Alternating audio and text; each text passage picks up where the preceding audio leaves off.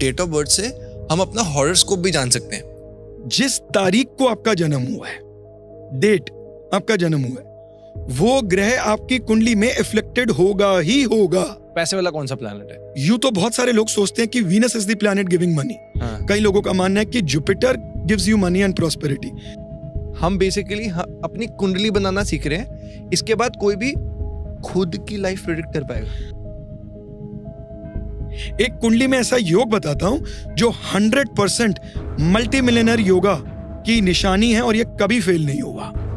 अगर आपकी कुंडली में शनि, बुध, शुक्र का संबंध बन जाए, Saturn, Mercury and Venus are connected, और किसी वे में राहु भी इनके साथ जुड़ जाए, ऐसा कौन सा कॉम्बिनेशन है जो कि राजयोग बनाता है कुंडली में? मेरे एक्सपीरियंस में जो मैंने देखा है, सैटर्न, मर्करी, वीनस। अब जो लोग डरते हैं मांगलिक होने से, आज के बाद डरना बंद। मांगलिक होना कोई दोष नहीं है। दूसरी जो हमने नंबर्स अभी तो एकदम से सब मिल गया, तो पहले टाइम में नंबर्स कैसे लिखे जाते हैं? राघव, जब एक्चुअल में मैंने सीखना शुरू किया था ना, उस समय में ये वाले मोबाइल फोन्स ही नहीं होते थे, बटन वाले सिस्टम होते थे। तो फिर आपने विराट साहब की कुंडली में क्यों बोला कि उनका बुध खराब है? वो तो 5 नंबर का उनका बर्थ।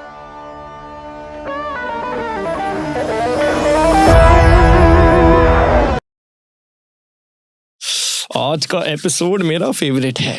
अगर मैं आपको कहूं कि आज के एपिसोड के बाद आप अपना फ्यूचर खुद देख पाएंगे तो क्या कहेंगे?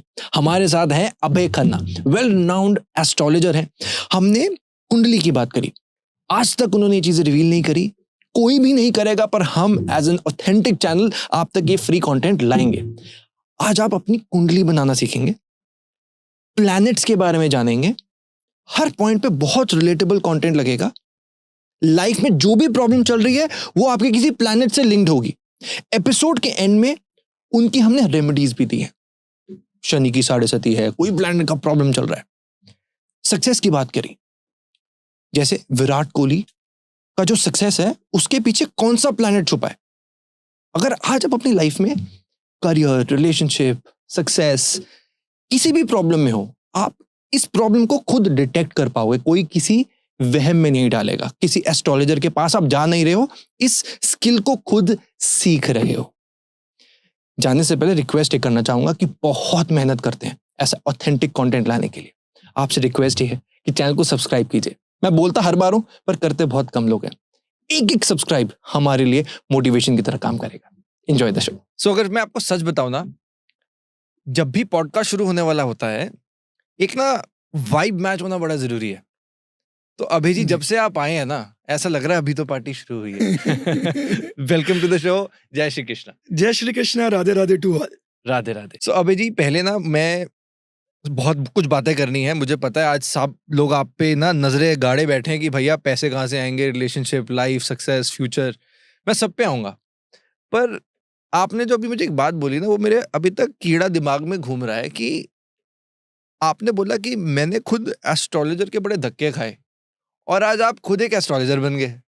ये थोड़ा मैच नहीं कर रहा। शॉर्ट में हल्का सा थोड़ा मैं चाहता हूँ। सो Raghav ji, it was way back. मैं ना एस्ट्रोलॉजी के अंदर बहुत ज्यादा ट्रस्ट करता था एक टाइम पे। तो उसको जब ट्रस्ट होते होते एक एस्ट्रोलॉजर के पास हम बड़ा रेगुलर जाते थे। उनके कहने पे मैंने अपनी लाइफ की जमा पूंजी लगा दी, सब कुछ लगा दिया। एंड यू बिलीव मी कि शायद अगर उनका एक कैलकुलेशन थोड़ा सा करेक्ट होता तो मेरी लाइफ आज कुछ और होती। And I became from hero to zero. मैंने कोई जुआ नहीं खेला, मैंने कोई सट्टा नहीं लगाया, एक नॉर्मल बिजनेस किया, एक इन्वेस्टमेंट करी which turned out to be a horrible decision. और वो मैंने उनसे पूछ के लिया था। सो मुझे लगा यार ये फील्ड बेवकूफ बनाने की, और हर कोई एक दूसरे को बेवकूफ बना रहा है। एस्ट्रोलॉजर बातें तो करते हैं करोड़पति बनाने की, लेकिन खुद बन जाते हैं, खुद सामने को नहीं बनाते। तो मैंने सोचा चलो इसके अगेंस्ट चलते हैं। जब मैं इसके अगेंस्ट चलना शुरू हुआ, आज मैं आपके सामने हूँ। तो एक्चुअल में एस्ट्रोलॉजी बिल्कुल भी गलत नहीं है। एस्ट्रोलॉजर की कैलकुलेशन कब गलत होती है? जब उसके माइंड में ज्यादा कुंडली देखनी है पैसों के चक्कर में, या उसका खुद का चित्त शांत नहीं है। इतनी बेसिक मिस्टेक इतना बड़ा एस्ट्रोलॉजर मेरे को आज लगता है कि वो नहीं कर सकता। बहुत ही बेसिक सी चीज थी। क्या था बताओ ना। जैसे मान लीजिए किसी के भी जीवन में बुध यानी कि मर्करी की महादशा शुरू होती है, तो उसको पहले 6 महीने हमेशा अपने आप को रोक लेना है, कोई स्टेप नहीं लेना। क्यों? Mercury is associated with Lord Buddha. Buddha को कितने साल लगे थे जागरूक होने में, जानते हैं आप? 6 साल। 6 years। तो 6 महीने आपको कोई स्टेप नहीं लेना है, अच्छा बुरा कुछ नहीं, स्टैग्नेंट हो जाइए, होने दीजिए जो हो रहा है। Okay. पहले उसको समझिए, क्योंकि उसका रिजल्ट क्या आना है ये हमें भी नहीं पता। तो लेट इट बी, पहले कुछ ट्रेड्स पकड़ेंगे, चीजें पकड़ेंगे, फिर हम आगे उसका रिजल्ट बोलेंगे कि आप इन्वेस्टमेंट कर लो। Okay. उन्होंने मरकरी की महादशा शुरू होने में 15 दिन तो बोलते कर लो। ये पंगा पड़ा। करेक्ट। तो कितनी इन्वेस्टमेंट थी वैसे मोटा मोटा देखिए मैं बात कर रहा हूँ 2005 की, उस समय में 1.5 CR। उस टाइम पे? उस टाइम पे मैंने ना एक्चुअली, मेरे एक रजौरी में एक घर था, हाँ, मैं जॉइंट फैमिली में हम रहते थे, तो मैंने सोचा जब ये बिकेगा ना हाँ। तो मैं जीवन भर काम नहीं करूंगा, इससे रेंटल बनाऊंगा। तो मैंने वो सारा का सारा जो मेरा शेयर आया कुछ हाँ। अमाउंट रख के हाँ। सारा का सारा मैंने दे दिया इन्वेस्टमेंट के अंदर। और मानिए मेरी बात राघव जी, आज मैं आपके सामने बैठा हूं, परमात्मा की मेहर है। मैं जिस घर में आया मेरे पास सिर्फ एक फ्लोर लेने के पैसे बचे थे, साउथ वेस्ट डायरेक्शन फेसिंग का घर मिला, लेना पड़ा क्योंकि उतने पैसों में कुछ और मिल नहीं रहा था। एक फ्लोर पे आया, आज परमात्मा के दया से धीरे धीरे करके सारे फ्लोर खरीद लिए उस बिल्डिंग के, साउथ वेस्ट डायरेक्शन फेसिंग। गौर कीजिएगा, सीक्रेट पता लग रहा है। हाँ हाँ हाँ। तो आज जब भी मैं आपसे अभी ऑफ द कैमरा बात कर रहा था ना, अभी पीछे जब मैं बात कर, तो मैंने ना एक प्रण लिया कि आज आपको एस्ट्रोलॉजी सिखा के ही रहूंगा। और हम भी सीख के रहेंगे सर। ये कोई रॉकेट साइंस नहीं है। एस्ट्रोलॉजी आती ना हमारे माइंड में आता है, इतनी कॉम्प्लिकेशन, टेक्निकल, इतनी टेक्निकलिटी। हम ना आसान चीज क्या है, अरे न्यूमरोलॉजी आसान है, अरे वास्तु सीख लेते हैं। Astrology is very simple and very accurate. तो जितने भी आपके व्यूअर्स हैं ना, सबको बोलो पेपर पेन पकड़ लें। Okay, done. By the end of the video all are going to be their own astrologers. ये तो गारंटी लेता हूं, अपना चार्ट रीड करना आ ही जाएगा, 100% श्योर। डन। सो सर, अब जैसे आप बता रहे हो अपना चार्ट हम रीड करेंगे, उसको खुद हम अपनी कुंडली भी बनाएंगे। मैं तो ऑलरेडी अंदर से ना वो हो रहा है कि यार क्या मजा आने वाला है। आप मुझे कह भी रहे थे आज तक आपने YouTube में कभी ये नहीं किया और सबसे धमाकेदार वीडियो ये होने वाली है, तो मैं तो ऑलरेडी बहुत एक्साइटेड हूँ। पर उस तक जाने से पहले आपने एक ये भी मुझे बहुत बढ़िया तिगड़म लगा, आपने बोला कि डेट ऑफ बर्थ से हम अपना हॉरोस्कोप भी जान सकते हैं। वो क्या चीज थी?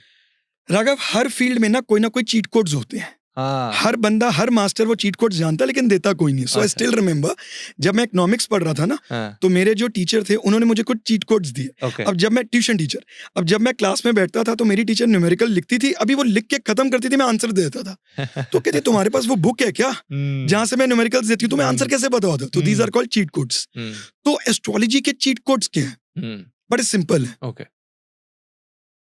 जिस तारीख को आपका जन्म हुआ है, डेट आपका जन्म हुआ है, वो ग्रह आपकी कुंडली में इफ्लेक्टेड होगा ही होगा।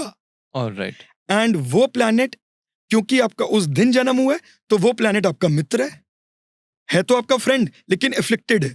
कहने का मतलब आपकी मदद करने आया है। सपोज कर लीजिए आपका कोई बेस्ट फ्रेंड है, वो आपकी सपोर्ट और हेल्प करने आया, बट उसकी टांग टूटी हुई है, क्या करेगा? चाह के भी कुछ नहीं कर पाएगा।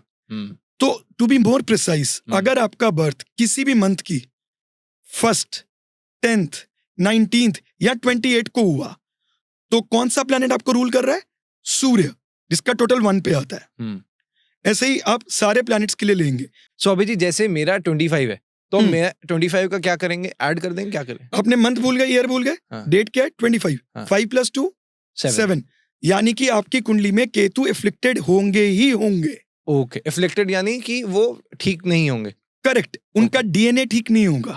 ओके, लेकिन वो हैं आपके फ्रेंड, क्योंकि उस दिन आपका जन्म हुआ है। अब ये दोनों चीजें थोड़ी सी कंफ्यूजिंग हो रही हैं, इसको थोड़ा एक्सप्लेन करो। अभी करते हैं। सो मान लीजिए कि अगर आपकी कुंडली में, जब हम कुंडली को देखते हैं या हम डेट ऑफ बर्थ की बात करते हैं, इफ्लिक्शन का मतलब क्या होता है? पीड़ा में है। अब अभी आज आपकी मेरी एक बड़ी अच्छी दोस्ती हो गई है, और मैं हमेशा चाहूंगा कि मैं राघव का हित करूं, उसका बेनिफिट करूं। रजौरी से आ रहा हूं, आपके पास आने लगा हूं, और आपने मुझे बोला अबे जी आई नीड यू, तो मैं आपके पास आया, लेकिन मैं बहुत एक्सेसिव ट्रैफिक जैम में फंस गया। आधा तो मेरी एनर्जी वहीं कंज्यूम हो गई। फिर मैं घुमाता घुमाता 2.5 घंटे बाद आऊंगा। एक तो तब आपको मेरी जरूरत ही नहीं है, और उसके बाद अगर मेरी जरूरत पड़ भी गई तो क्या रहेगा? आधे से ज्यादा तो मेरी एनर्जी ड्रेन्ड आउट है। तो इसको बोलते हैं इफ्लिक्शन। ओके, आया तो मैं आपके फेवर में हूं, मैं आपको कोई बुरा करने नहीं आया, लेकिन मैं खुद ही अधमरा आया हूं। सिचुएशन ऐसी हो गई कि वो खराब ही हो गया। करेक्ट, करेक्ट, इसको बोलते हैं इफ्लिक्शन। इफ्लिक्टेड होगा ही। अच्छा, और मैं क्यों बोल रहा हूं ये बात? क्योंकि आपका मित्र है, आपको इसकी रेमेडी बिना सोचे समझे करनी ही चाहिए। बिकॉज ये दिन में आप पैदा हुए हो। कुदरत ने आपको 28 को क्यों नहीं पैदा किया, या 26 को क्यों नहीं किया, 24 को क्यों नहीं किया, 25 ही क्यों? तो ये सब ऑल मतलब जो कहते हैं ना डिस्टाइंड होता है। अच्छा, तो अब ये 25 हो गया, 7 नंबर आ गया, इसका मतलब क्या है? जैसे जिसका जो भी 7 नंबर वाले लोग हैं, क्या मतलब है इसका अब? जो भी 7 नंबर वाले लोग हैं उनका केतु इफ्लिक्टेड होगा ही होगा, यानी कि वो लोगों पे उनकी इंट्यूशन कहेगी कि हमें ट्रस्ट नहीं करना चाहिए, यार ये बंदा बहुत ट्रस्टवर्दी नहीं है, फिर भी ट्रस्ट करेंगे और धोखा खाएंगे। बहुत बार लाइफ में ऐसा लगेगा कि हम ना डेड एंड पे पहुंच जाते हैं, टी पॉइंट पे, अब राइट जाए या लेफ्ट समझ में नहीं आ रही है, ठीक है, अपनी इंट्यूशन का खुद फायदा नहीं उठा सकते हैं। तो वो कहते हैं ना, to be get something in abundance you have to leave that, what you give you get in abundance। एक फ्रेज सुना ना आपने, what you give you get in abundance। तो इसकी सबसे अच्छी रेमेडी क्या होती है? आपके शरीर को सबसे प्यारा क्या है? ऑक्सीजन। सबसे प्यारा ऑक्सीजन है हमारे शरीर को, उसके बिना हम जी नहीं सकते। तो भ्रस्तिका आसन, जिसमें you breathe out and hold for 30 seconds 40 seconds, जितना भी आप कर सकते हो। उसके बाद जब आप ब्रीद इन करोगे ना, नॉर्मल ब्रीद में ऑक्सीजन की इनहेल 400 to 500 ml होता है।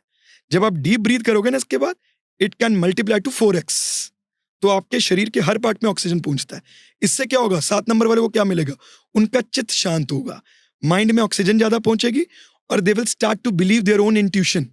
आपको इंट्यूशन आती है, फायदा कहाँ उठाते हो उसका? Then also you are subject to बिट्रेयल्स।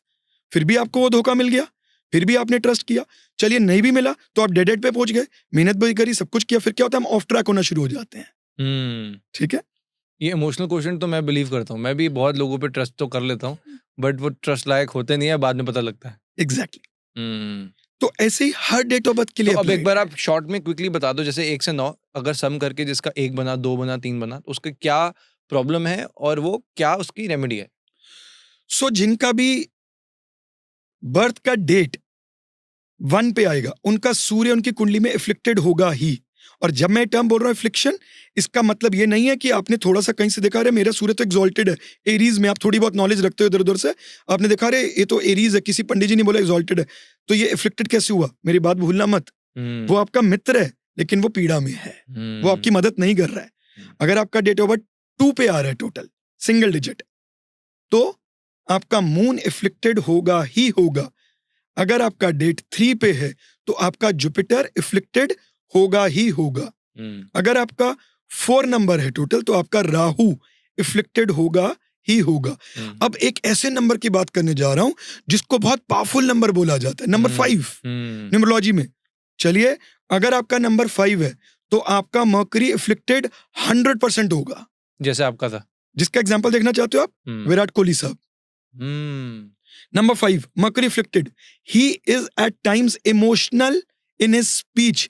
वो कभी कभी गुस्से में बहुत ज्यादा बोल जाते हैं, कभी कभी वो भावुक हो जाते हैं, कभी कभी उनके, अब with the maturity he has controlled that feeling. आपने कभी उनको क्रिकेट में खेलते हुए देखा है? स्लेजिंग ये वो, उसमें हमेशा वो इन्वॉल्व रहते थे। अभी गौतम गंभीर का भी तो हुआ था, झगड़ा वाला हुआ था, तो इन्वॉल्व रहते थे।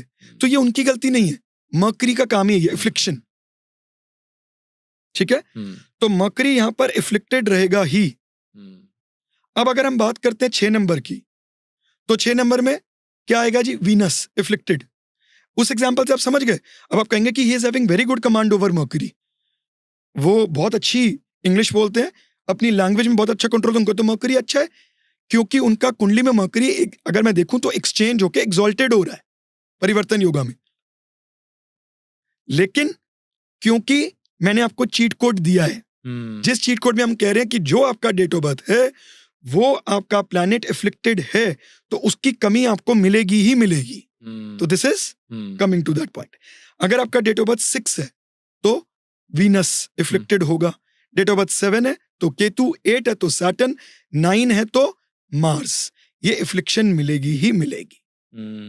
तो कोई एक ऐसी रेमेडी बता दो जो सब में काम आए।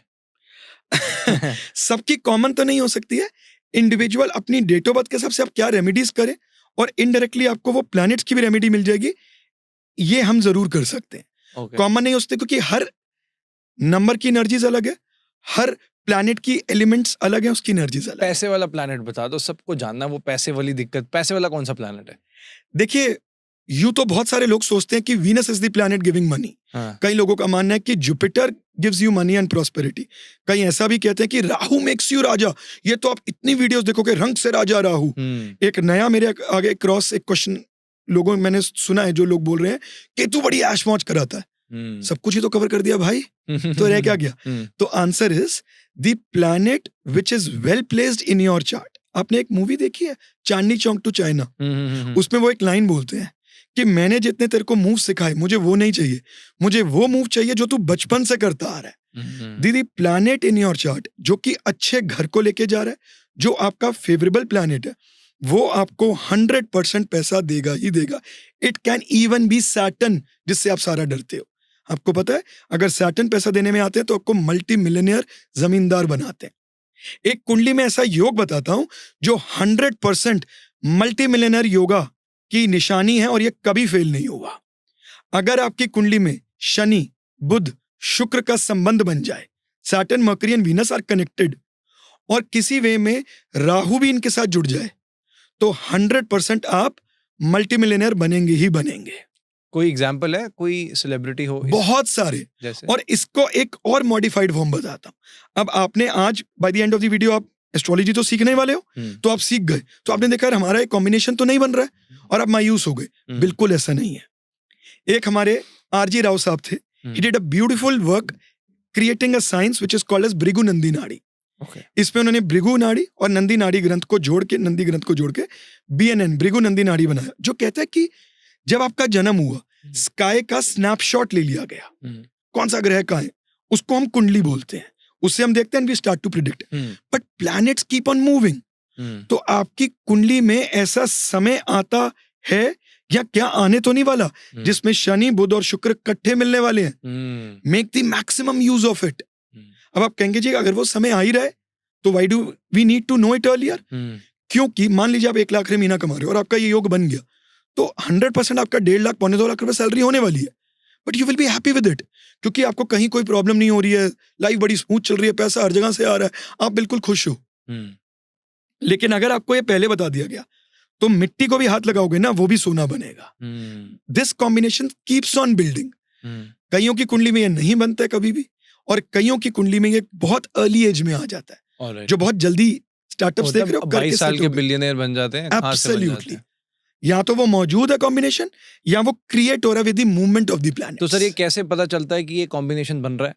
ये आज हम जब कुंडली सीखने वाले हैं तो उसके अंदर हम ये चीजें बहुत इजीली सीख जाएंगे। तो पता लग जाएगा कि आप कौन करोड़पति बनने वाला है। आप बड़ी इजीली प्रिडिक्शन भी करोगे। आप करोड़पति बोल रहे हो ना, आज मैं आपको एक ऐसी रेमेडी देता हूँ, एक ऐसी रेमेडी देता हूँ, आप जीवन में जितना पैसा चाहोगे ना उतना मिलेगा। आपकी सोच कितनी है मैनिफेस्टेशन करने की, उसे मैनिफेस्ट कीजिए।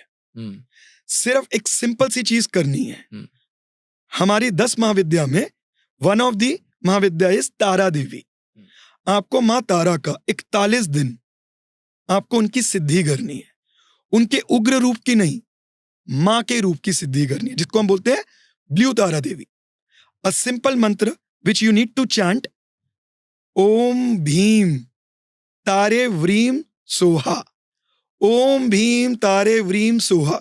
अगर आप इस मंत्र की चैंटिंग बेनागा 41 दिन एक स्पेसिफिक टाइम पीरियड में सात्विक होके करें, आपको कॉस्मिक वो एनर्जी मिलने वाली है कि आप मैनिफेस्ट करते थक जाएंगे, आपको वो चीज मिलेगी ही मिलेगी।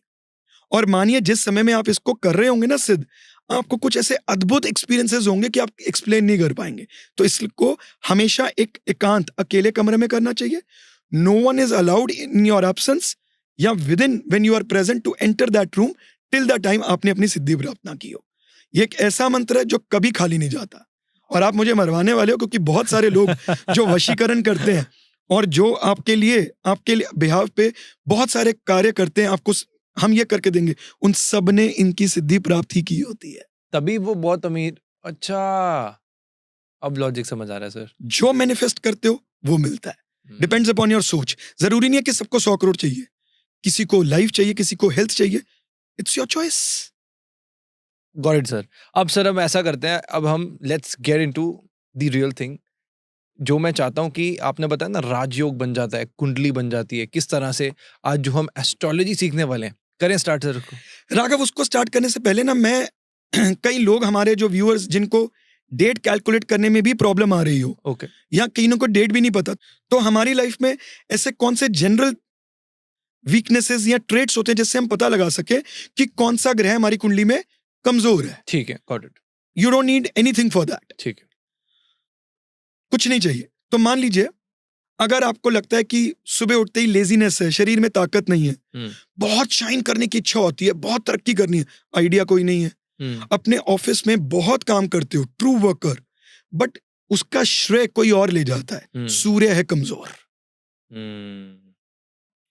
अगर आपके इमोशनल फ्लक्चुएशन बहुत ज्यादा हो रहे हैं, बहुत ज्यादा अपने आप को ओवर प्रैक्टिकल शो कर रहे हो, इमोशन शो ही नहीं कर रहे हो, तो भी या बिना बात के बार बार रोना आ रहा है, चंद्रमा है कमजोर। आपकी लाइफ के अंदर बेड पे बैठ के खाना, सोफे पे बैठ के खाना, खाना खाने के एकदम बाद मीठे की बहुत ओवर अर्ज होना, खड़ी गाड़ी पे स्क्रैचेस लग जाना, रिलेशनशिप में किसी भी टाइप के अननेसेसरी के ब्लेम्स मिलना, आंखें बंद करके बोल दो शुक्र है कमजोर। ये सर मेरा है। ऐसे लोगों को ध्यान रखना चाहिए क्योंकि बड़ी उम्र में जाके डायबिटिक हो सकते हैं। अच्छा। डायबिटीज मीठा खाने से नहीं होता है, इंसुलिन कम बनने से होता है। Subjected to Venus. Okay. You are addicted to evil things. ऐसे वाले ग्रुप्स आपको अट्रैक्ट बड़ी जल्दी कर लेते हैं। Obsession then frequently destruction. इसका मतलब क्या हुआ? किसी चीज के पीछे भयंकर फतूर है, चाहिए चाहिए चाहिए, वो मिल गई 2 दिन भी नहीं एंजॉय किया, राहु है कमजोर। ऑफिस में पॉलिटिक्स होना, अचानक से बॉस से बनना बंद हो जाना, राहु है कमजोर। तो ऐसे आप जनरल ट्रेट से इजीली जान सकते हो आपके कौन से ग्रह वीक हैं। घर में मेड, सर्वेंट्स, कुक्स, लॉन्ग इलनेस लेना, वो कहते हैं ना जवानी में भी बुढ़ापे का एहसास, शनि है कमजोर। जिस काम को आप स्टार्ट करते हो find it very difficult to finish. You feel अरे मैं हार्ड वर्क करूं, मैं ये भी कर लूंगा, मैं ये भी कर लूंगा, मैं ये भी कर लूंगा, and you and up nowhere. Shani है कमजोर। तो ये जनरल ट्रेट से आप पता लगा सकते। सर एक और मैं चीज जानना चाहता हूँ, इस ट्रेट से मुझे बताओ कौन सा प्लैनेट उससे लिंक करता है। बहुत सारे यंगस्टर्स इसमें फंसे हुए हैं और वो निकलना भी चाहते हैं। काफी लोग ना पॉर्न से एडिक्टेड होते हैं और बहुत छोटी एज से वो अभी मैं न्यूज़ पढ़ रहा था, एसआरएम यूनिवर्सिटी में पुलिस ने वहां पर रेड करी और वहां पर इतना ड्रग मिला, इतना नशा मिला, और वो कॉलेज स्टूडेंट्स के रूम से।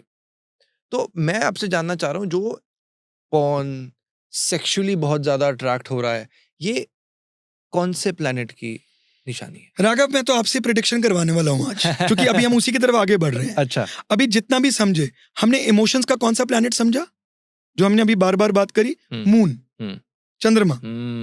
अगर आपका चंद्रमा वीक है, ये क्या है? पॉर्न क्यों देखनी है? इमोशंस। आप इमोशनली माइंड में सोच, thinking, what are you doing after watching porn. So ये सोच जो है ये चंद्रमा देते हैं। और इसको खराब कौन करते हैं? ऑब्सेशन। आपने बोला ना, ड्रग्स, ऑब्सेशन। राहु छाया है। राहु क्या? छाया है। अभी मैं आपसे बात कर रहा हूँ, स्टेबल पे छाया बढ़ रही है। अब मैं इसका पीछा करूंगा, क्या मैं उसको ले सकता हूँ? लेकिन ये मुझे अपने से भी बड़ी लग रही है और मेरे को डिस्ट्रैक्ट कर रही है बार बार। This is Rahu. हमारे आंखों के आगे ऐसे आ जाता है कि हम सही गलत का फैसला नहीं कर पाते हैं। तो ये आपको चंद्रमा और राहु की खराबी से ही मिलेगा। बहुत लोग इसको, क्योंकि जैसे हम बात करते हैं ना physicalness, sex, Venus is pure love, purity. Venus is the purest form in your body. Your semen is Venus. It gets weak because of this, but this the reason is moon and Rahu.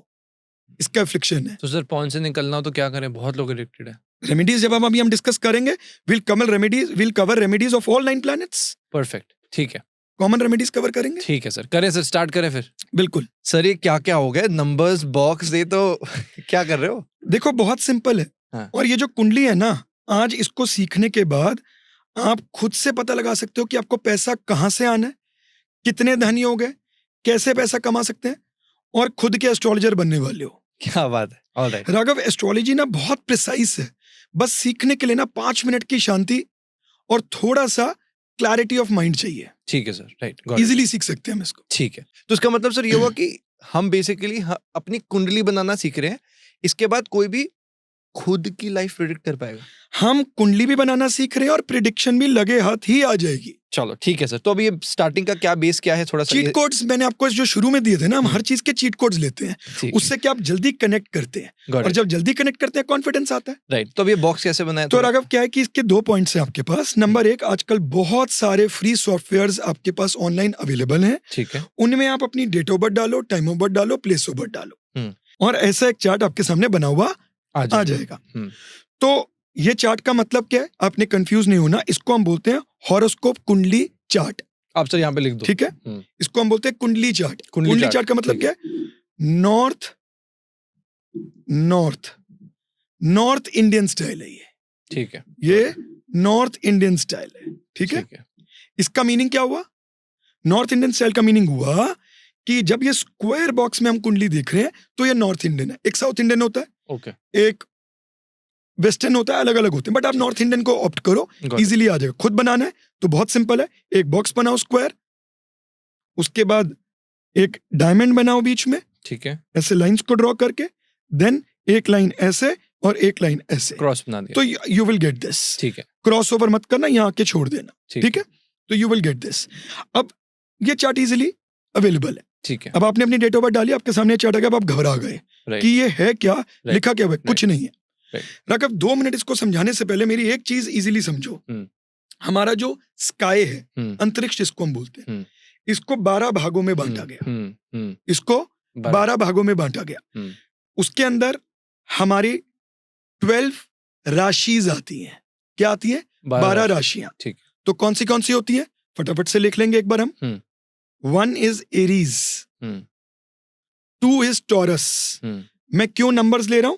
क्योंकि वो ही बताएंगी कौन सी कहाँ है। Sir यहाँ पे लिख भी दोगे, साथ साथ लोग ना नोट्स बना रहे होंगे, क्योंकि सबके हाथ में, आई होप सबने अभी तक अपना पेपर पेन ले लिया है, तो साथ साथ सब ना नोट्स भी। 1 इज एरीज, ओके, ए लिख, ठीक है, ए आर लिख दो, हाँ। 2 इज टॉरस, ठीक है, ठीक है, ठीक है, 3 is Gemini, 4 is cancer, 5 is Leo, 6 is Virgo, okay, 7 is Libra, 8 is Scorpio, 9 Sagittarius, okay, 10 Capricorn, 11 Aquarius, ठीक है, and 12 is Pisces. ठीक है, इससे बाहर कुछ नहीं है। बस आ गई आपको एस्ट्रोलॉजी। क्या है? बस आपने ये याद रखना है, जनरली आपको चार्ट्स में ये लिखे हुए नहीं मिलेंगे, एरीज टॉरस, नंबर्स मिलेंगे। जहां नंबर 1 आया आप क्या बोलोगे? एरीज। ठीक है, गॉट इट। 2 आया तो टॉरस, 3 आया तो जेमिनी, 4 आया तो कैंसर। ठीक। अब क्योंकि अंतरिक्ष में मूवमेंट्स होती रहती हैं, कोई एक चीज स्टिल नहीं रहती है, तो ये भी हर 2 घंटे बाद मूव होती रहेंगी। ये नंबर्स ये मूव होते रहेंगे। ठीक है, आपका जन्म किसी 2 घंटे में हुआ, मेरा जन्म किसी और 2 घंटे में हुआ, सेम डे में भी ये मूव करती रहेंगी। ठीक। तो यहाँ पर हमें इसमें कोई ज्यादा समझने की नीड नहीं है। बस हमने ये राशि को समझ लिया, ये मूव क्यों होती है, क्योंकि अंतरिक्ष मूव हो रहा है। ठीक, ठीक है। अब जब हम बात करते हैं एक नेक्स्ट एलिमेंट की, बस मेरे एलिमेंट्स को ध्यान से सुन लेना। ABCD सिखा रहा हूं, वर्ड्स झट से बन जाएंगे। नेक्स्ट एलिमेंट की बात करते हैं तो आते हैं हाउसेस। हाउसेस मतलब घर।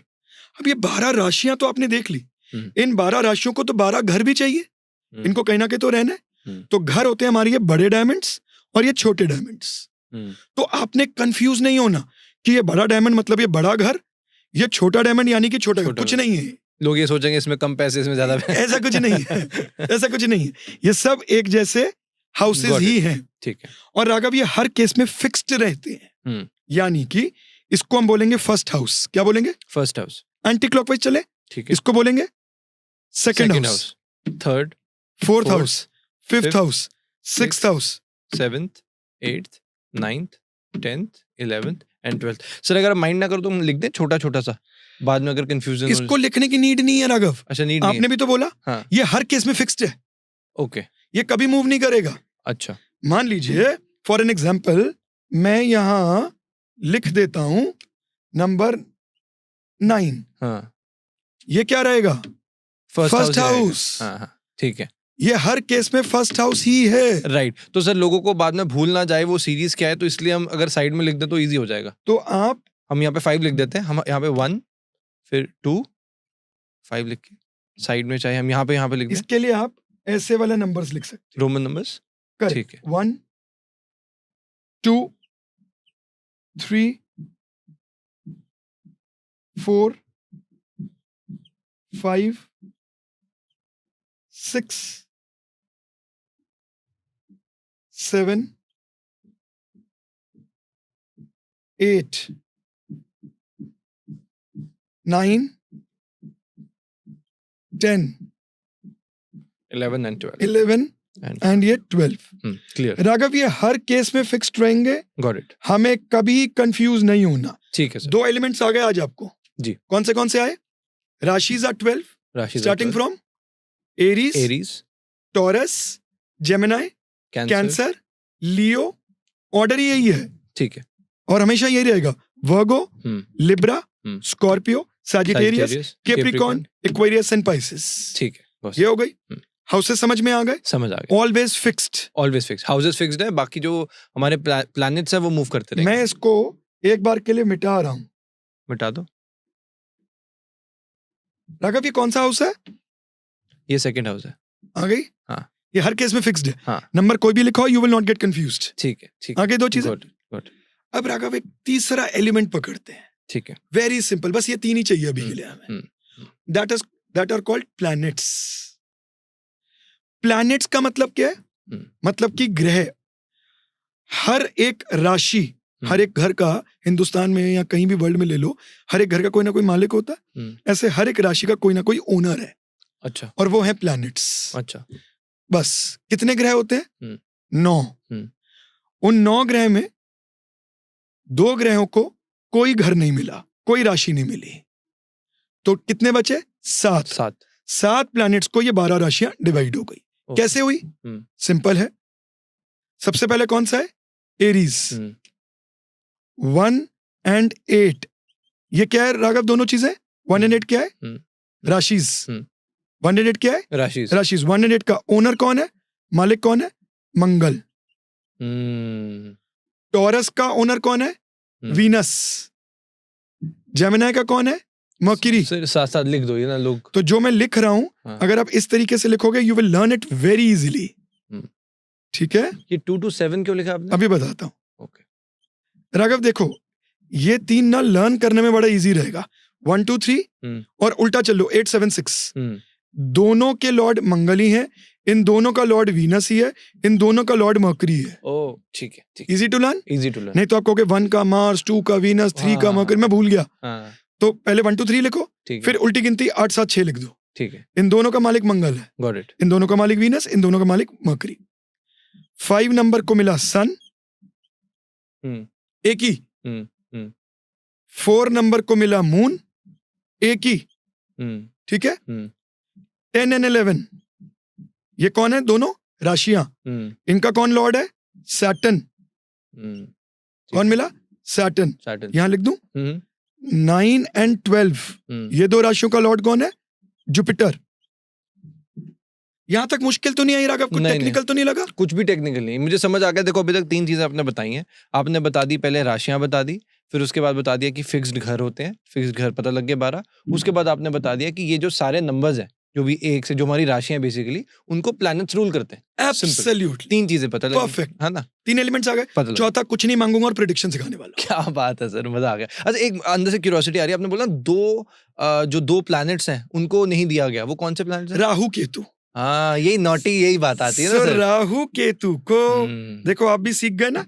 जहां डाउट्स आने शुरू हो जाएंगे ना राघव, वहां हम सीख जाएंगे. टू बी वेरी ऑनेस्ट, जहां मैं पहली बार पढ़ने गया, वहां से मैं निकाल दिया गया. क्योंकि मैं बहुत सारे डाउट्स पूछता था. सो क्या हुआ? ये राहु एंड केतु, ये इन दोनों को कोई लॉर्डशिप नहीं मिली. ये किसी प्लैनेट, किसी राशि को रूल नहीं करते हैं. ठीक है. ओके. सो हमारे 9 प्लैनेट्स हो गए. 9 चीजें आ गई. अब राघव मैं जो बताने जा रहा हूं उसको आप नोट डाउन करोगे और क्विकली हम समझेंगे कि हर घर क्या बताता है. ठीक. बस फिर हम जोड़ने वाले इन चीजों को. ठीक. राघव बिलीव मी, अगर आपने मेरी ये 5 मिनट की डिस्क्रिप्शन को ध्यान से सुन लिया तो आप फैबुलस प्रेडिक्शंस कर लोगे आज से ही. क्या? बिलीव मी, आज से 3 दिन पहले का केस सुनाता हूँ. बीच में ध्यान आ गया कराते कराते. और ये सटीक प्रेडिक्शन कैसे हुई? ये सटीक प्रेडिक्शन कैसे हुई? ये प्रेडिक्शन हुई राघव सिर्फ इन बेसिक चीजों को अच्छे से जानने से. मेरे पास एक केस आया. वो बेचारी की वाइफ चली गई और उन्हें नहीं पता लगा वो कहां चली गई. And he went to many astrologers. One of them मैं भी उनमें से एक था. अब यहाँ पर एस्ट्रोलॉजर क्या करता है, साइकोलॉजी यूज करता है। अरे आपकी तो थर्ड पार्टी इंटरवेंशन लग रही है, किसी ने उन्हें बसला फसला के ले गई, वो अब नहीं आएंगी, किसी ने बोला कि हम वशीकरण करेंगे तब वापसी आएंगी, बहुत अलग अलग चीजें बोली। When he came to me, जब उनकी मेरे से बात हुई तो मैंने उनको सिर्फ 2 बातें बोली, इस लड़की की लाइफ में कोई तीसरा बंदा नहीं है। कैसे बोली? Only because knowing the basics. Okay, सिर्फ बेसिक्स, ठीक है, सिर्फ इस चीज को ध्यान से सुनना। ठीक। फिर अगर मैंने उनको दूसरी बात क्या बोली कि आपकी जो स्पाउस है वो किसी धर्म स्थान में है। बोले अबे जी हिंदुस्तान में तो बहुत सारे धर्म स्थान है। अरे चलो more precise, knowing the planets, वो किसी गुरुद्वारे में है। और मैंने 4 गुरुद्वारों के नाम लिए विद द डिस्टेंस कि ही इज फ्रॉम, मतलब दिल्ली एनसीआर से ही है, तो मैंने बोला not more than 500 kilometres from Delhi. तो मैंने 4 गुरुद्वारे के नाम लिए और साथ में एक लाइन भी बोल दी कि आप ढूंढने भी जाओगे तो भी वो आपको मिलेंगी नहीं। राहु केतु प्लैनेट्स, कुछ नहीं किया, आप ढूंढने में जाओगे आपको मिलेंगी नहीं, लेकिन वो खुद ब खुद आ जाएंगी। 3 दिन पहले वो मेरे से मिलने आए और मैं ना, जब ऐसा कोई मेरा क्लाइंट आता है ना, तो वो हमेशा उसको होता है कि मैं ब्लेसिंग्स लूं, मैं गले लगाता हूं। खुश हुआ मैं भी और वो भी।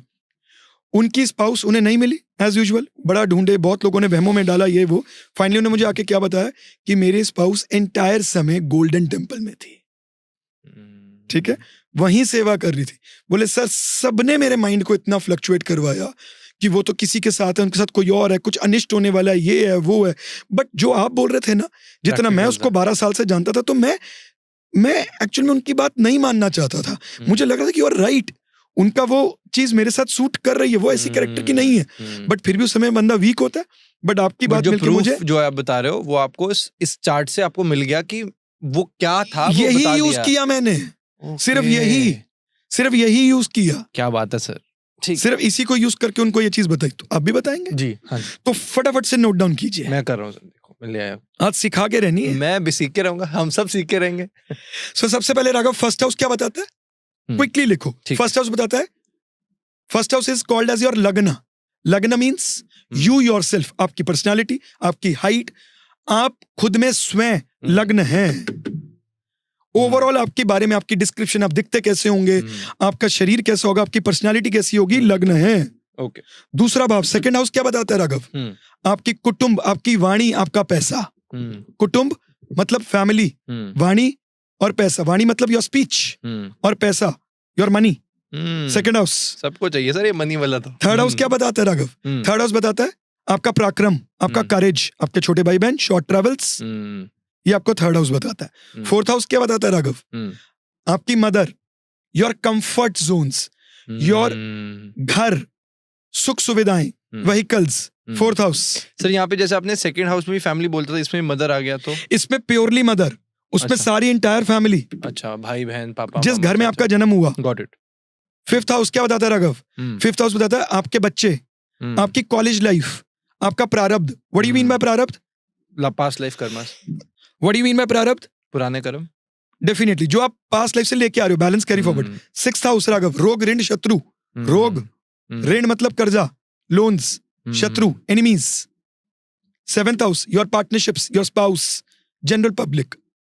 एट्थ हाउस क्या बताता है राघव? एट्थ हाउस बताता है आपकी पीड़ा, ऑब्स्टेकल्स इन लाइफ, ट्रांसफॉर्मेशन, कब बदलने का समय आ रहा है। अब देखते हो सडनली 12 साल काम करने के बाद बंदा जॉब से बिजनेस में आ गया, बंदे ने अपनी पूरी प्रोफाइल चेंज कर ली, डोमेन चेंज कर लिया। Without 8th house it is not possible. Transformation, आपके वो वाली इन्वेस्टमेंट्स जो बैठे बैठे पैसा दे। LICs, आपके इंसेस्ट्रल मनी, आपका वो पैसा जो आपको पुश्तैनी मिल रहा है। 9th हाउस, आपका भाग्य, आपका धर्म, आपके father, your religion. 10th house, आपका कर्म, your profession and your name, fame, everything is seen from the 10th house. Politicians के लिए बहुत इंपॉर्टेंट है ये, सबके लिए इंपॉर्टेंट है सर। फेम तो 11th house, your social circle, your friends, fulfilment of desire, your liquid income, fulfilment of desire. आज की डेट में इच्छाएं अनंत है, बिना 11वें भाव के पॉसिबल नहीं। 12th हाउस, आपका व्यय, आपका खर्चा, योर एक्सपेंसेस। मोक्ष का स्थान भी इसको माना गया। और आप जानते हो राघव एक बात, एक इंसान को अमीर बनने के लिए उसकी सैलरी या उसकी इनकम कितनी है दैट डजंट मैटर, वो अपने पैसों को इन्वेस्ट कितने अच्छे से करता है दैट मैटर्स मोस्ट।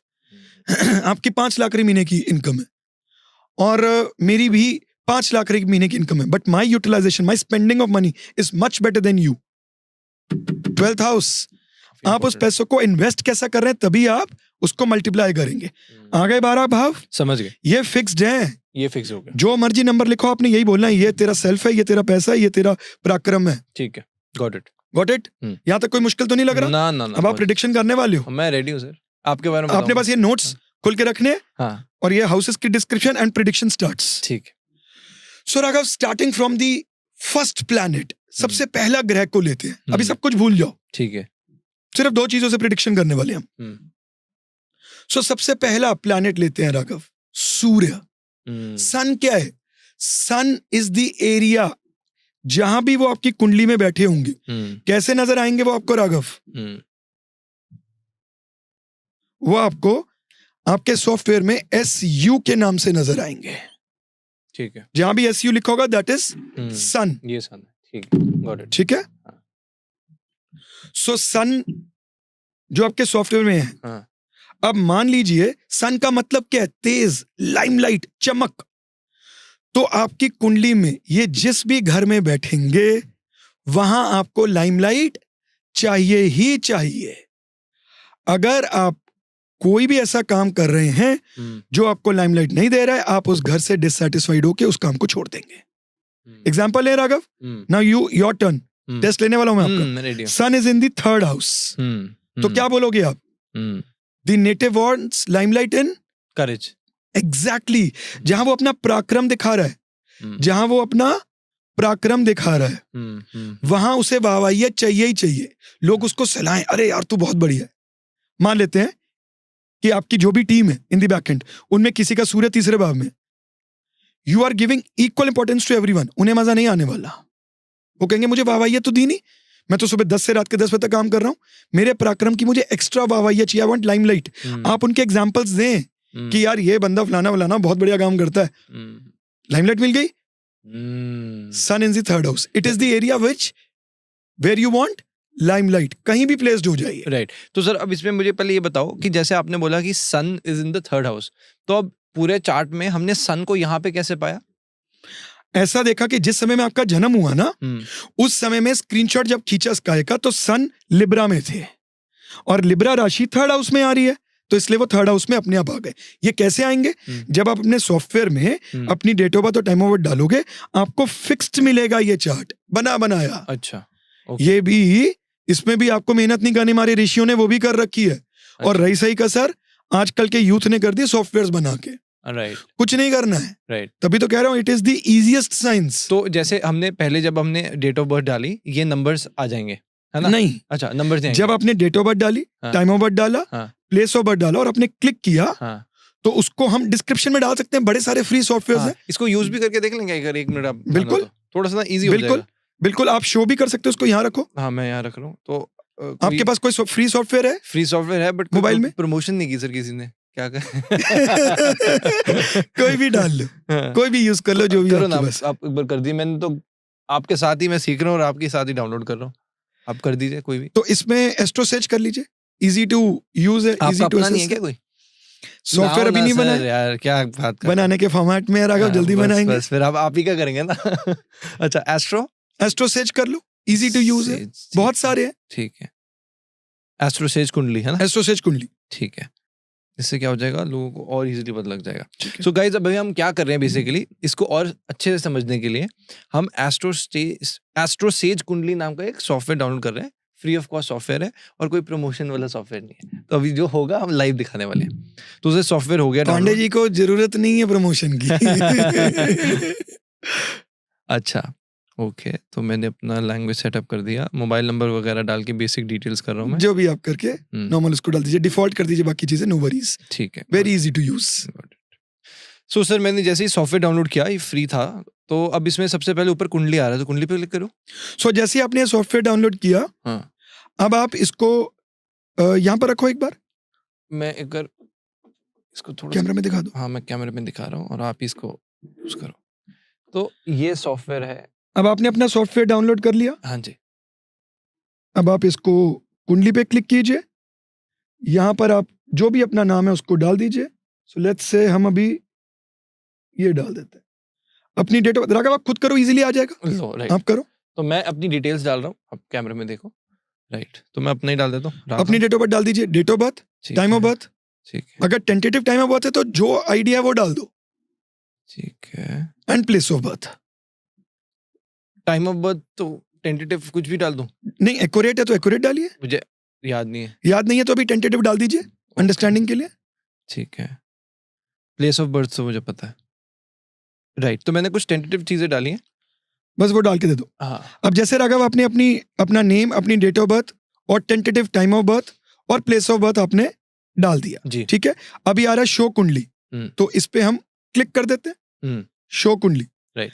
अब राघव ये आपके सामने चार्ट बना हुआ आ गया। हाँ, राइट। देखो, अब मुझे बताओ तो राघव एसयू कहाँ लिखा हुआ है आपका? यहाँ पे है 9th हाउस पे। राइट, एक बार मैं ऑडियंस को भी दिखा दूं। ये देखिए, तो मैंने बस अभी कुछ भी नहीं किया, आपको लग रहा हो बड़ा तामझाम है। मैंने बस ये फ्री सॉफ्टवेयर डाउनलोड किया, डिटेल्स डाली, क्लिक करते ही ये मेरी कुंडली आ गई। अब सर मेरे से पूछ रहे हैं कि आपका सन कहाँ पर है, तो भाई वो अभी सर ने बताया था। सर 9th हाउस कहाँ है यहाँ पे? ये रहा 9th house, this is 9th house. ये देखा ना 9th हाउस, तो ये रहा 9th। अब हमें देखना है कि जो सन है वो कहाँ पर है, वो है 9th हाउस पे। अब तो राघव आप कंफ्यूज नहीं हुए, यहाँ पर नंबर 8 लिखा हुआ, तो मुझे बहुत अच्छा लगा कि आप कंफ्यूज नहीं हुए। हाँ, नंबर 8 लिखने के बाद भी आपने बोला 9th हाउस। हाँ, हम तो आपको देखेंगे ना, आपने जो बताया। हाँ, हाउसेज रिमेन्स द फिक्स, आपने काउंट कर लेना ना, 1 ऐसे पूरा काउंट कर लो ना, 1 2 3 4 5 6 7 8 एंड 9। तो सन का 9th हाउस में, ठीक। तो इसके अंदर ये आपको अपने बर्थ के समय में मिल गया। इसको यहाँ, तो जैसे मैंने ये बोला था कि अगर सन यहाँ होगा तो यू वांट लाइमलाइट इन पराक्रम, तो यहाँ पर कौन है? फादर, रिलीजन, क्या चीज आई? 9th हाउस पे है भाग्य, रिलीजन, फादर। हाँ, तो आपको यहाँ लाइमलाइट चाहिए। आप कहीं भी जाएंगे ना, you will feel proud to tell about your father, you will be more concerned about your father. आपकी सोल वहां चली गई। और लाइमलाइट किस में चाहिए?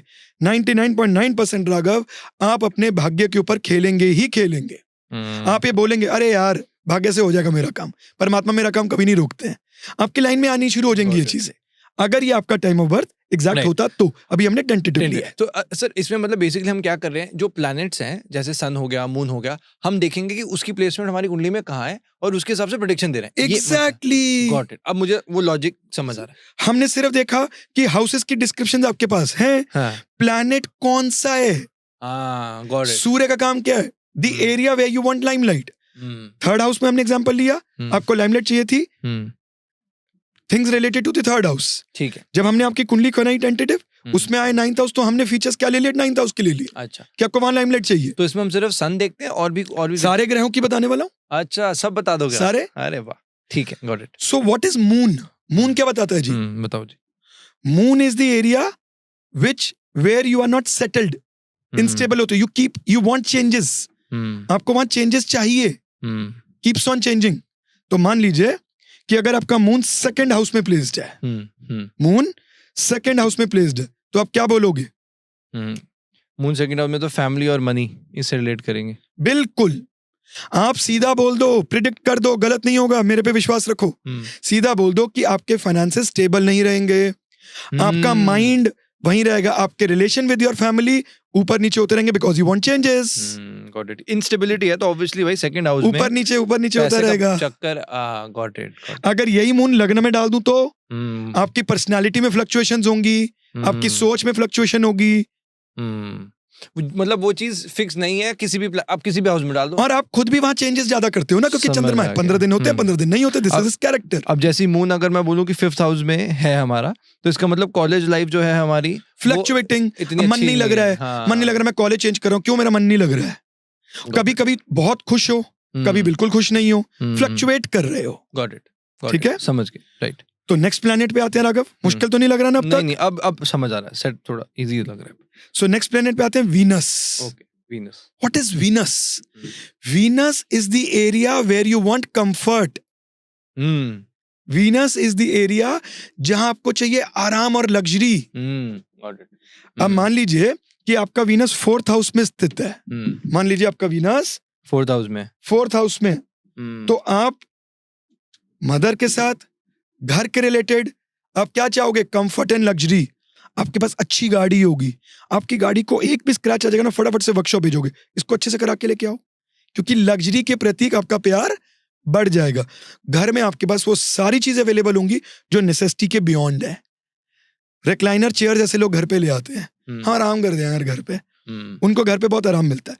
अब राघव यहाँ ट्विस्ट डालूं, अगर जहां पर वीनस जिस घर में प्लेस्ड है उस घर के रिलेटेड अगर आपने प्रोफेशन कर लिया, आप सेटल नहीं हो पाओगे।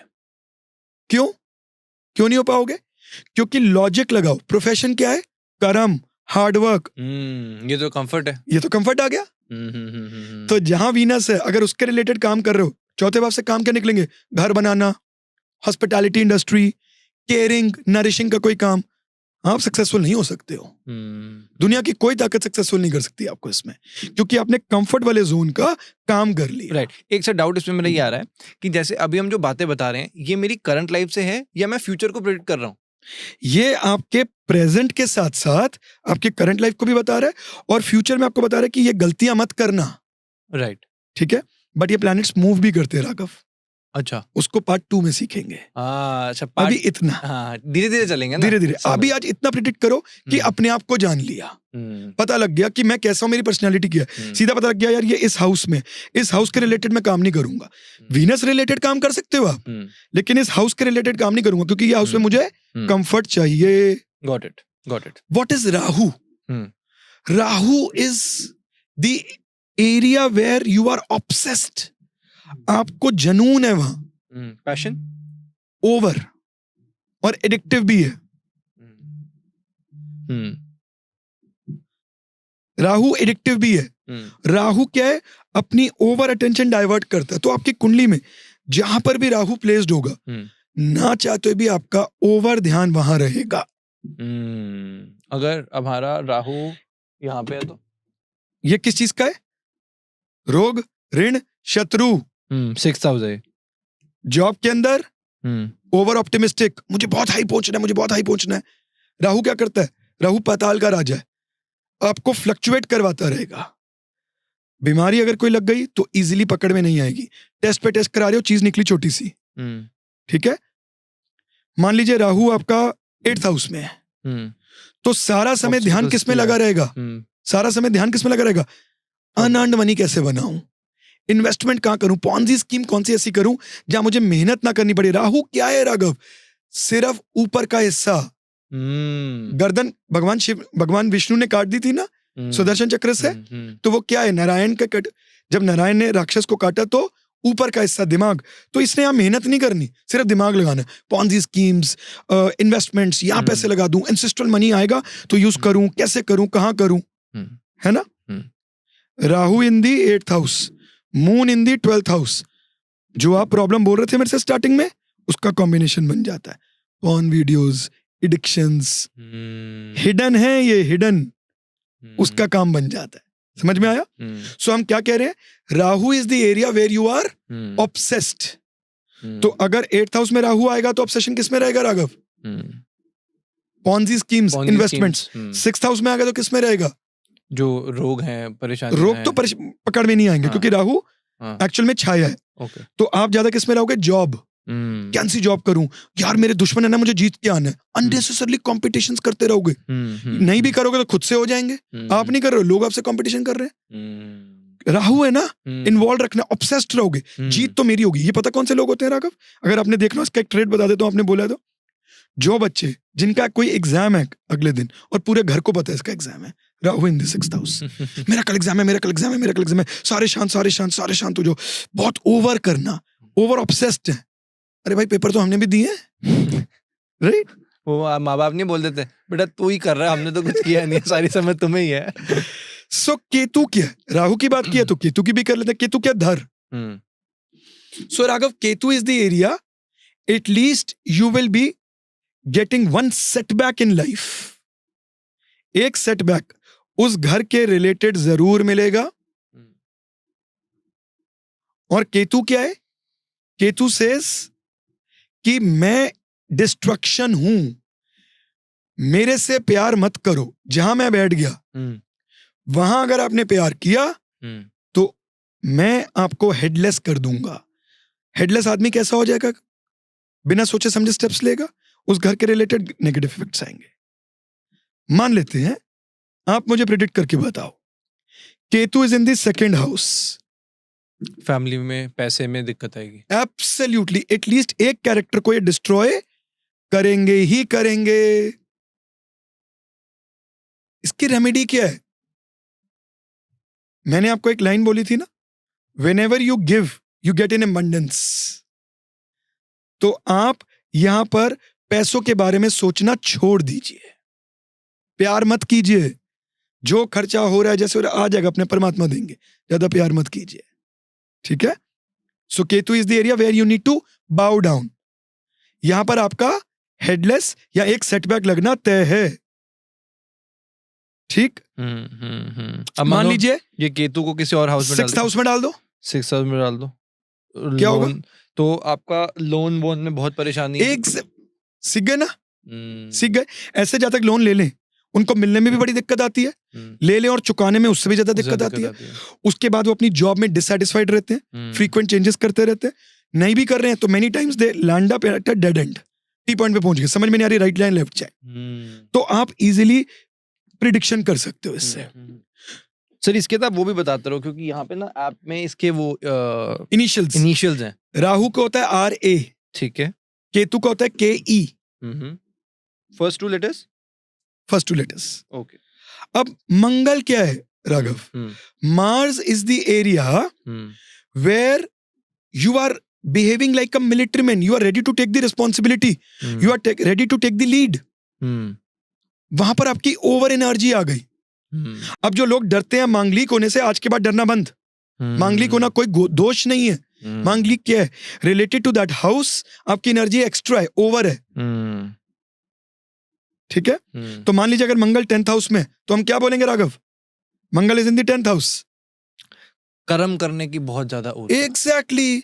ऐसा जातक अपने एम्प्लॉय से डिससैटिस्फाइड रहता है, अगर वो किसी बिजनेस का ओनर है, फैक्ट्री का ओनर है, तो वो उनको बोलेगा तुम चले जाओ, मैं अकेला 24 घंटे काम कर सकता हूँ। ओवर एनर्जेटिक, कि वो किसी पे इतना ट्रस्ट नहीं कर पा रहा।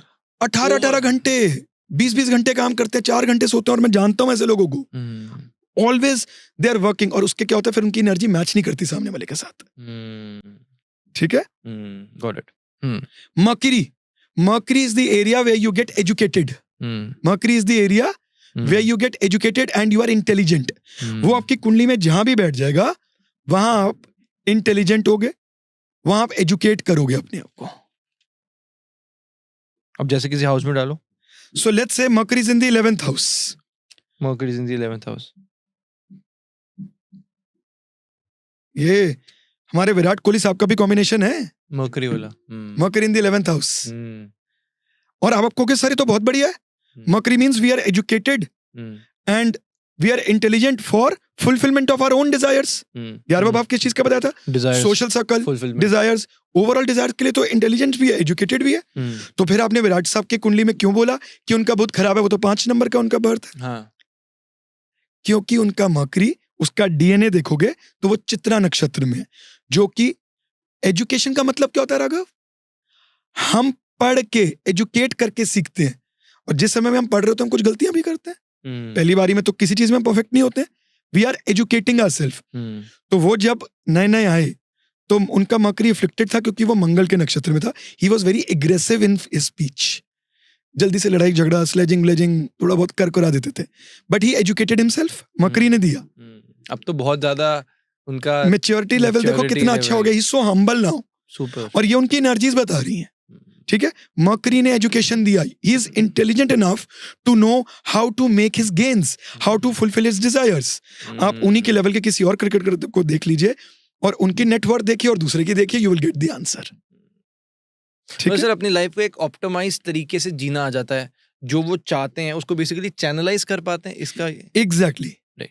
मकरी जहां भी बैठेगा, जिस भी घर में बैठेगा, वहां आप अपने आप को एजुकेट करते हो, आप समय के साथ इंटेलिजेंट होते हो, आपका कुदरत ने बेनिफिट दिया कि आप अपना वहां दिमाग लगाते हो और फिर आप सीखते हो। मकरी क्या है राघव?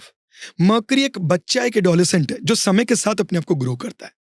तो अब आप सारी प्रेडिक्शन करनी सीख चुकी हो। अब तो जैसे मर्करी अगर 10th हाउस में है, तो अब जैसे 10th हाउस कर्म का है, प्रोफेशन का है, फेम का है, तो अगर मर्करी मेरा 10th हाउस में कर्म में, एक तो सबसे पहले ऐसे जातकों का दिमाग बिजनेस की तरफ बहुत ज्यादा जाता है, क्योंकि मकरी व्यापार है, बिजनेस है।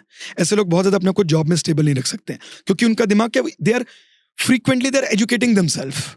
वो शुरू तो हुए थे एक बड़े लो लेवल पे, और उन्होंने देखा, अपने आप को एजुकेट किया कि यार मैं अपना नेम फेम कैसे बना सकता हूँ। और मैं जब इसके लिए इतना काम कर रहा हूँ कि मुझे 1 लाख रुपए की सैलरी देके 1 करोड़ रुपए का बिजनेस कर रहा है, why not to start my own? This is Mercury. But after they educate themselves, तो इन बंदों का दिमाग कहाँ लगेगा? इनकी एजुकेशन को कुदरत ने कहाँ बोला कि अपने आप को एजुकेट करो? यहां पर ये इंटेलिजेंट होंगे ही होंगे, और ये अपने आप को एजुकेट भी करेंगे। मैं ऐसे ऐसे लोग जानता हूं राघव, जिनका मर्करी 10th हाउस में है, they are being employed as a manager only for a technical purpose in a company. वो ध्यान दे रहे हैं कि यार फाइनेंस में बजट कितना जा रहा है, परचेज में बजट कितना जा रहा है, इन सब चीजों में भी ध्यान दे रहे हैं। Is it needed? This is not their designation. They want to educate themselves. Growth है बेसिकली, एजुकेट कर रहे हो ना, और वहां आपको दिमाग भी लग रहा है। तो ऐसे आप अपने सारे ग्रहों की प्रिडिक्शन देख सकते हो। एक मेन मत कभी भूलना, एंड दैट इज सैटर्न। दुनिया डरती है शनि से राघव। सब डरते हैं। सैटर्न क्या है? साढ़े सती रो। Saturn is the planet which wherever it stays in your कुंडली, जहां पर भी वो मौजूद होंगे, सैटर्न किससे डोनेट होते हैं? SA आपके हॉरोस्कोप में। वहां पर आपको हार्ड वर्क करना ही पड़ेगा। There are no shortcuts. समझ लो ना अपनी कुंडली खुद से ही, और वहीं अपना हार्ड वर्क करना शुरू कर दो। अब जैसे अगर ये सैटर्न आपका अगर फर्स्ट हाउस में है तो अपने ऊपर काम करना पड़ेगा। आ गई ना प्रेडिक्शन करनी। अब आपने अपनी कुंडली देखी, सपोज अपने घर में किसी की देखो ना शनि लगन में, तो उसको लोगे भाई शॉर्टकट्स मत ले, अपने ऊपर काम कर, अपने आप को हार्ड वर्क से पीछा मत छोड़ा। तेरे को सक्सेस नहीं मिलने वाली, दूसरों से कंपेयर मत कर कि यार वो तो आधा घंटा पढ़ता है, मैं 2 घंटे पढ़ता हूँ, नंबर सेम लाते हैं। तूने नहीं लगाना है दिमाग, तेरे को हार्ड वर्क करना पड़ेगा, तेरे को स्ट्रगल करना पड़ेगा। तो इससे घबराना किस बात का? अगर आप उस प्लैनेट के हिसाब से चलोगे ना राघव, तो you will get lot of gains. वो हार्डवर्क आपको रिजल्ट देगा। अब ये अगर मानो आपके सेकंड हाउस में है तो same Shani. You have to be little bit, अपनी वाणी पे थोड़ा कंट्रोल रखिएगा, रूखी नहीं होनी चाहिए। शनि एक ड्राई प्लैनेट है राघव। क्यों ड्राई प्लैनेट है तो आप जानते ही हो? नहीं जानते? सारे दुनिया शनिवार को तेल चढ़ा रही होती है शनि पे। हमारे ऋषियों ने बहुत साल पहले ये चीज देखी थी कि आपके सन से सबसे फारदेस्ट प्लैनेट कौन सा? सैटर्न। इतना ड्राई प्लैनेट है, बिल्कुल रूखा है। अगर आपके लग्न में शनि बैठ गया ना, तो आपका शरीर, आपका स्किन बहुत ड्राई रहेगा, आपके बालों में डैंड्रफ की बहुत प्रॉब्लम रहेगी, और स्किन में एक लाइन डालोगे सीधा व्हाइट आ जाएगा। जो कहते हैं ना कई लोग होते हैं dry skin, Shani in the लग्न। ओके, तो ड्राई प्लैनेट है। ड्राई का मतलब कहते हैं स्पीच। सेकंड हाउस में आ गया तो फॉर फाइनेंसेस आपको मेहनत करनी पड़ेगी। राघव आपको ने ना इतना अच्छा एग्जांपल दिया, मैं आपको इसमें बात बताता हूँ। सिर्फ प्योर प्रेडिक्शन मैंने कितनी बेसिक प्लैनेट सिखाए हैं आपको। आप इनको ध्यान से लिखो, बार बार प्रैक्टिस करो, believe me it will give you result. ठीक है। Saturn in the second house. एक नेटिव आया, बीटेक करा हुआ मेरे पास। बीटेक करा हुआ, बोला क्या करूं, तेरे फादर का क्या बिजनेस है? बोला लोहे का, ज्वाइन कर ले। यार कैसी बातें कर रहे हो, मैंने बीटेक करी हुई है, मैं नहीं करूंगा वो। तेरे को मानना तो पड़ेगा। आज नहीं तो कल तू मेरी सुनेगा। राघव यहीं पर ही है, दिल्ली का ही है। उसने अपने फादर को अल्टीमेटली ज्वाइन किया क्योंकि उसको बाकी प्लैनेट्स की पर्सनालिटी सपोर्ट नहीं कर रही थी कि वो जॉब लंबे समय के लिए करे। And you won't believe it, वैसे भी उनका काम अच्छा था, बनिया फैमिली से बिलोंग करते हैं, वैसे भी उनका काम बहुत बढ़िया था। वो लड़का इतना मेहनती है राघव, इतना मेहनती है कि उसको लोहे मतलब सरिये वाले जो कंपनीज है, टाटा हो गया या जो भी आपकी स्टील वाली है, उसको उन्होंने बेस्ट बिजनेसमैन का अवार्ड दिया दिल्ली का। वाओ। वो उसका हार्डवर्क है। अब ये मत बोलना कि उसकी किस्मत से मैंने बताया, उसको पैसा कहां से आ रहा है, उसकी हार्डवर्क से। हार्डवर्क में वो लड़का आज की डेट में सुबह 3:30 बजे उठता है, अपनी ट्रक अपनी गाड़ी अपने सामने खाली करवाता है। तो पैसा कैसे आना है, कंट्रोल कहां रखना है, अपनी वाणी पे, ड्राइनेस नहीं लानी। ठीक है, ये चीज का आपको ध्यान रखना है। So there is no shortcut to. Sir Jupiter का आपने बताया कुछ? जुपिटर को डोनेट करते हैं JU से। ठीक है। So Jupiter is the area where you will use maximum of your wisdom and your intellects. Raghav, intellects और इंटेलिजेंस में डिफरेंस समझते हो? Intelligence is what you gain after learning things. जब आप चीजों को लर्न करते हो फिर आप सीखते हो। एंड व्हाट आर इंटेलेक्ट्स, जो आप विद इन लेके आए होते हो। अब जैसे बचपन से मैंने कभी विस्की नहीं पी। अब आप कहोगे बचपन से, हाँ आजकल बचपन ही बोलना पड़ता है। लोग 14-14 साल में शुरू हो गए, बच्चे ही तो हैं ये, 14 ईयर्स 15 ईयर्स, धुआं स्मोक क्या ये। तो मैंने कभी 14-15 ईयर्स जब मैं एडोलेसेंट किया, मैं कभी नहीं किया। I was not into astrology. ये कौन देता है? जुपिटर। This is intellects. और विजडम क्या, you will be very wise related to that area. आप बड़ा सूझबूझ के वहां डिसीजन लोगे, बहुत आराम से, बहुत वाइज होके। एंड डेफिनेटली जुपिटर की एक नेचर होती है, जुपिटर एक गुरु है। आप गुरु का बनते हो व्हेन यू गेट मैच्योर। तो मान लीजिए जिनका जुपिटर 12th हाउस में है, तो ऐसे लोग क्या करेंगे वाइजली, अपने पैसे सही से संभालेंगे, अपनी इन्वेस्टमेंट बहुत अच्छे से करेंगे, उनके खर्चे बड़े सोच बूझ के होंगे, पैसा वहां लगाएंगे इन्वेस्ट जहां वो डबल हो, प्रॉपर्टीज में भी बहुत सोच समझ के अच्छा पैसा लगाएंगे। लेकिन after they get little mature, क्योंकि जुपिटर अपने आप में एक गुरु है और 20 साल में कोई गुरु नहीं बनता है। तो अगर इनिशियली वो अच्छा रिजल्ट नहीं भी देंगे तो घबराना मत, इवेंचुअली वो आपको बहुत अच्छा रिजल्ट देने वाले हैं। अगर 8th हाउस में जुपिटर, तो अगर 8th हाउस में जुपिटर है राघव, तो सबसे ज्यादा मेन चीज आपको अपनी विजडम को यूज करना है रिलेटेड टू योर ट्रांसफॉर्मेशंस। आप एक ढरे पे नहीं रह सकते और आप करोगे भी, बट इवेंचुअली करोगे। और इसका एक छोटा सा साइड इफेक्ट भी होता है, आपकी खुद की विजडम, इंटेलेक्ट्स, आपका सादापन आपकी लाइफ की सबसे बड़ी ऑब्स्टेकल भी बनती है। अब इसका एक एग्जांपल देता हूं। IITN 1984 का बर्थ, तो राघव लगभग उनको जॉब में 13 से 14 साल हो गए हैं। उनकी सैलरी पता कितनी, 18 लाख रुपए पर एनम। मेरे हिसाब से वो बंदा कम से कम भी 80 लाख रुपए पर एनम का होना चाहिए। मैं तो बोल रहा था 18 महीना क्यों नहीं बोला आपने? राघव सुपर इंटेलिजेंट है, IIT से पढ़े हुए हैं उस टाइम सुपर इंटेलिजेंट। आप उनसे बात करो, मतलब आपको वैसे ही पता लग जाएगा बंदा बहुत इंटेलिजेंट है, because of Jupiter in the 8th house. ना कुछ गलत काम करते हैं, अपनी इंटेलिजेंस उनकी सबसे बड़ी ऑब्स्टेकल। मैं बोलता हूँ जाओ इंटरव्यू दे के आओ, नहीं अबे जी अभी AI मेरी तैयारी नहीं हुई। अरे भाई जितना तुम्हें आता है उतना तो तुम्हारे HR को नहीं आता है, ठीक है ना? तो यू हैव टू ट्रांसफॉर्म। अब वो मान रहे मेरी बात, after he is getting a certain age के बाद। वही आप समझो मैच्योरिटी आपने बोला था, विजडम बंदे को समय के साथ ही आएगी। बट ऐसे बंदों की सबसे अच्छी बात पता क्या होती है, they are very wise while investing their money in Ponzi schemes. ऐसे बंदा जुआ नहीं खेलता, ऐसा बंदा कभी गलत आप कोई स्कीमें ले आओ 10 के 100 कर दूंगा, वो कहेगा तू कर ले मुझे नहीं करना, ठीक है? तो आप किसी भी हाउस में उसको प्रिडिक्ट कर सकते हो कि इट गिव्स यू विजडम, वो आपको विजडम देगा ही देगा, आज नहीं तो कल यू विल बी वाइज, ठीक है? तो ऐसे आप सारे ग्रहों की प्रिडिक्शन बड़ी सर, चलो आपका इतने सालों का एक्सपीरियंस भी है, आप तो वाइज भी बड़े हैं, आपके पास वो इंटेलेक्ट भी था, तो अगर मैं आपको पूछूं कि इतने पूरे साल के एक्सपीरियंस में सबसे ऐसा कौन सा कॉम्बिनेशन है जो कि राजयोग बनाता है कुंडली में, तो वो कौन सा होगा, क्या होगा? देखिए राघव, यूं तो बहुत सारे कॉम्बिनेशंस हमने देखे हैं, पढ़े भी हैं वैदिक में कि 2, 5 house, 2nd house, 9th house, 11th house का इकट्ठे बन जाए तो धनयोग बनता है, बहुत बड़ा धनयोग बनता है। लेकिन राघव मेरे एक्सपीरियंस में जो मैंने देखा है, सैटर्न, मर्क्यूरी, वीनस, शनि, बुध, शुक्र, this is multi millionaire yoga. और अगर शनि, बुध, शुक्र के साथ राहु का संबंध बन जाए तो दिस इज महा मल्टी मिलियनियर योगा। आप मिलियनियर तो बनेंगे ही बनेंगे, कितने ऊपर जाते हैं ये समय बताएगा, बट जाएंगे जरूर। तो सर आपका कहने का मतलब है, ये जो आपने 4 प्लैनेट्स बोले ये आपके कुंडली में होंगे तो वो कॉम्बिनेशन बन जाएगा? देखिए ग्रह तो हम सबके पास ये 9 के 9 हैं। ओके। सैटर्न, मर्क्यूरी, वीनस कोई बाय बर्थ लेके आए होते हैं, जैसे आपने अपना बर्थ चार्ट खोला और आप देखोगे अरे यार मेरे सैटर्न, मर्क्यूरी, वीनस साथ बैठे हैं। या नेक्स्ट क्लास में हम डिस्कस करेंगे कि कैसे एक दूसरे को देख रहे हैं, कैसे ये सब कुछ कर रहे हैं, तो ये कॉम्बिनेशन बन रहा है, ठीक है? नहीं तो राघव क्या होता है कि जो प्लैनेट्स हैं, जैसे आपका बर्थ हुआ तो आपने देखा कि सैटर्न जो है वो 7th हाउस में था जिस समय में आपका बर्थ हुआ, ऐसे आपके 7th हाउस में लिखा हुआ है, यहाँ लिखा हुआ है आपकी कुंडली में। राघव लेकिन हर 2.5 साल बाद तो ये अपनी राशि परिवर्तन कर रहे हैं। अब 2.5 साल बाद ये तो यहाँ आ जाएंगे पाइसेस में, अब पाइसेस के बाद ये चले जाएंगे एरीज में। तो ऐसे ही सारे ग्रह मूव कर रहे हैं। एक ऐसा समय अपने आप बनने की प्रोबेबिलिटी बहुत हो जाती है जब शनि, बुध और शुक्र का आपकी कुंडली में भी संबंध बन रहा हो। सर संबंध जब आप बोल रहे हो उसका मतलब क्या है कि शनि यहाँ है, मर्क्यूरी यहाँ है, या एक ही हाउस में बैठे हैं सारे? इसके 3-4 कॉम्बिनेशंस होते हैं राघव, इसको हम बाद में डिस्कस करेंगे, क्योंकि अभी मैं चाहता हूं इतने पे प्रैक्टिस करो बस। ठीक है, टोटल 2-3 बार में पूरी एस्ट्रोलॉजी आ जाएगी, लेकिन इतनों को भी तो सीख लो। इट इज वेरी सिंपल, मैंने कोई टफ चीज नहीं दी। आज आप अपने आप को जान गए, आपको ये पता लग गया कि मेरी लाइफ में कौन सा एरिया जहां मुझे लाइमलाइट चाहिए, कौन सा एरिया जहां मैं फ्लक्चुएट करता हूं, मून, कौन सा एरिया जहां मेरी ओवर एनर्जी है, कौन सा एरिया जहां मुझे कंफर्ट चाहिए, और कौन सा एरिया जहां मुझे स्ट्रगल और हार्ड वर्क देना ही है, कौन सा एरिया जहां मुझे सेटबैक लगने का डर है, कहां मैं ओवर ऑब्सेस्ड हूं। राइट।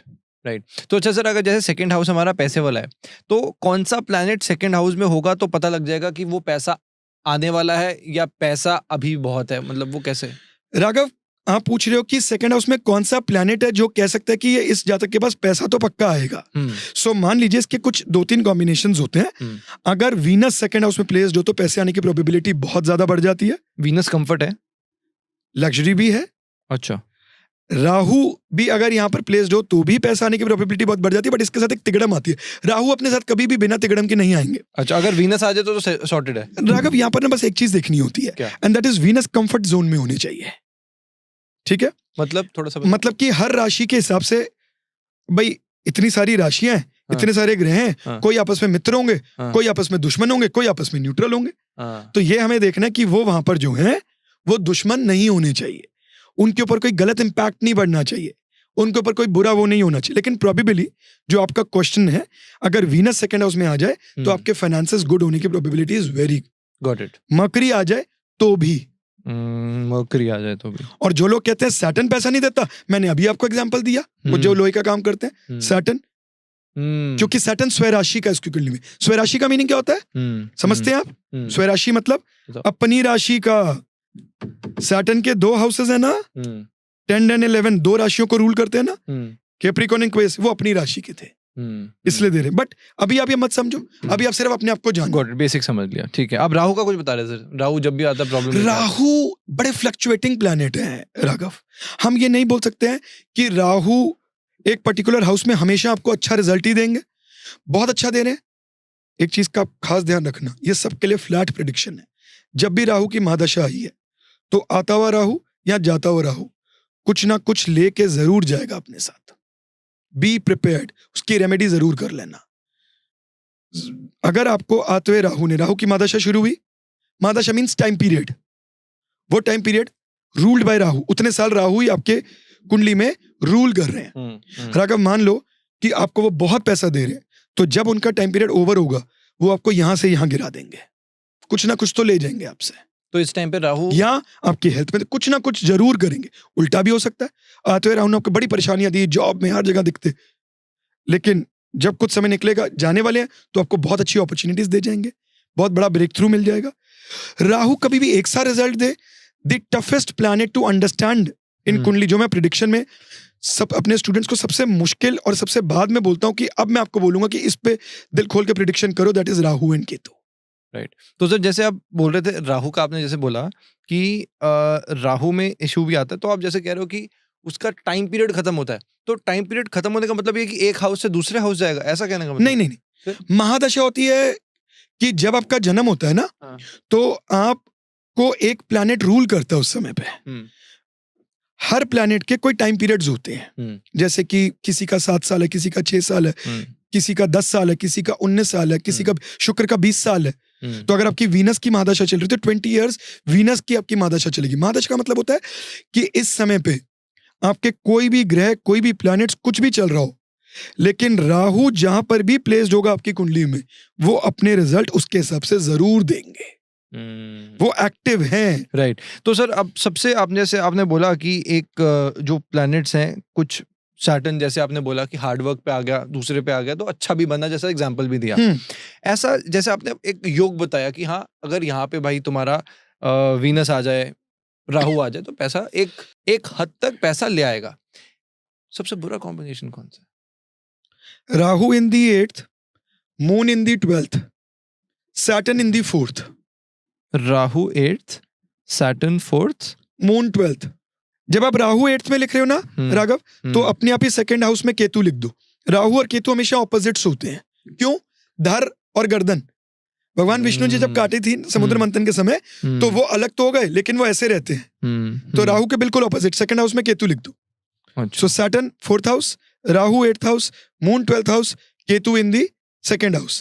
राशि भूल जाओ, जो भी कुछ हो, ये कॉम्बिनेशंस नेटिव को एक बार जीवन में जरूर नीचे गिराएंगे। कितना हद तक गिरा सकते हैं? 0 करवा सकते हैं उसको, किराए पे आ सकता है, बहुत ज्यादा प्रॉपर्टी होने के बाद भी। लॉजिक ढूंढो, मिल जाएगा। मैं ढूंढ रहा हूँ ना। देखो राहु में क्या है कि राहु आप ऑब्सेशन बहुत ज्यादा, आप अगर किसी चीज से एडिक्टेड हो। अब राहु अगर आपका 8th में आ रहा है, राहु क्या है? राहु को मजा आता है, आप जितना उसके पीछे भागोगे वो आपके साथ छल करेगा, आजा आजा आजा आजा आजा, आप भाग रहे आगे खाइए, आपको पता नहीं लग रहा। 8th हाउस आप क्या देख रहे हो? Ponzi 8th schemes। हाउस, अब 8th हाउस क्या? ऑब्स्टिकल्स, पीड़ा। राहु ऑब्स्टेकल देगा तो सोचो कितनी बड़ी मतलब देगा। हम ऑब्स्टिकल्स के साथ ऑब्सेशन कर रहे हैं। एग्जैक्टली आपको पता ही नहीं कि Ponzi schemes are the biggest obstacles in your life। My God. Saturn in the 4th क्या है?